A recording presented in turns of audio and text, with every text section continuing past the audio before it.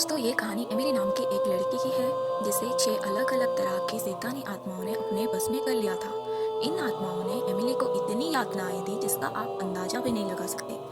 Hello friends, welcome to my YouTube channel. अगर आपको मेरी वीडियोस अच्छी लगती है तो मेरी वीडियोस को सब्सक्राइब कर देना, बेल आइकन को प्रेस करके नोटिफिकेशन को ऑन कर लेना।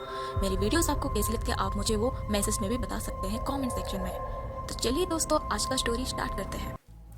एमिली का जन्म 21 दिसंबर 1952 को जर्मनी में हुआ था। यह लड़की बहुत ही खुशमिजाज की और बहुत ही धार्मिक प्रवृत्ति की थी। अपनी जिंदगी को बहुत ही आम तरीके से जीने वाली इस लड़की की जिंदगी में एक ऐसा मोड़ भी आएगा वो कभी कल्पना भी नहीं की थी। यह समय तब की है जब वह 16 साल की उम्र में अपने कॉलेज में बेहोश होकर गिर गई थी। एमिली ने उसके अगले दिन कॉलेज ना जाने का फैसला किया। हालांकि कुछ दिन बाद सब कुछ सामान्य हो गया, लेकिन इस घटना के 1 साल बाद ऐसी ही एक घटना फिर से हुई। हालांकि डॉक्टर ने साथ साथ न्यूरोलॉजिस्ट का ये कहना था कि एमिली के साथ बहुत ही कुछ जो हो रहा है ये सामान्य नहीं है।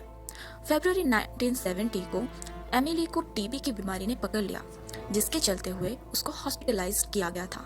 हॉस्पिटल में रहने के दौरान उसके साथ तीसरी बार ऐसी घटना हुई जिसमें वह बेहोश होकर गिर गई और उसके साथ चीजें कुछ ज्यादा ही भयानक होती जा रही थी। उसे कई तरीके की आवाजें सुनाई दे रही थी और उसे आत्माएं भी दिखाई देने लगी थी और अजीब गरीब वो हरकतें करने लगी थी।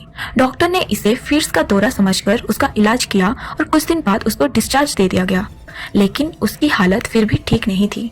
मानसिक हालत दूर न होने के बाद भी एमिली ने अपनी पढ़ाई पूरी की। वह एक टीचर बनना चाहती थी, लेकिन उसकी मानसिक स्थिति बिगड़ती ही जा रही थी। 1973 में एमिली को प्रार्थना के दौरान आत्माएं दिखाई देने लगी। अब उसे यकीन हो चुका था कि उसे शैतानिया शक्तियों ने अपने कब्जे में कर लिया है।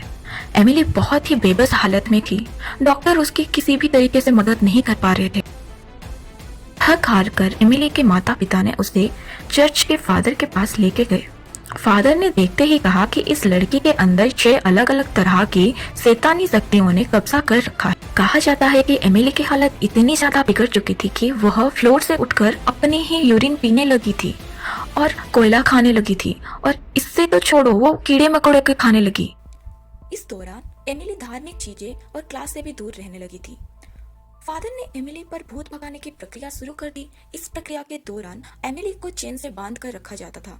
इतना ही नहीं, उसका खाना पीना तक बंद कर दिया गया था और 1976 में आखिरकार एमिली की मौत हो गई।